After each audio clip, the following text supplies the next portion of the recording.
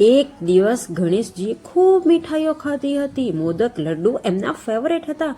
ખૂબ મીઠાઈઓ ખાવાથી ગણપતિજીનું પેટ તો ફૂલ થઈ ગયું હતું અને એમના વાહન મૂષક ઉપર બેસીને સવારી કરવા નીકળી ગયા. મૂષકજીએ રસ્તામાં જોયો સાપ. સાપ જોઈને મૂષક મહારાજ તો ખૂબ ડરી ગયા અને ભાગી ગયા. બિચારા ગણેશજી તો નીચે પડી ગયા. જેવા ગણેશજી નીચે પડી ગયા તો ઉપર રહેલા ચંદ્રમા એમના પર જોર જોરથી હસવા લાગ્યા. એમની મજાક ઉડાવવા લાગ્યા. ગણેશજીનું પેટ ફાટી ન જાય એટલે ગણેશજીએ તો પોતાના પેટ ઉપર સાપ બાંધી દીધો, પણ સાપ તો ભાગી ગયો અને ચંદ્રમા એમના પર હસ્યા હતા એટલે ગણેશજીને આવ્યો એના પર ખૂબ ગુસ્સો. એ તો ચંદ્રમા ઉપર ગુસ્સો કર્યો, એમને પનિશમેન્ટ આપી. ત્યારે ચંદ્રમાને એમની ગલતી સમજાય. એમણે ગણેશજીના ગુસ્સાથી ડરી ગયા, થરથર કાંપવા લાગ્યા અને માફી માંગી.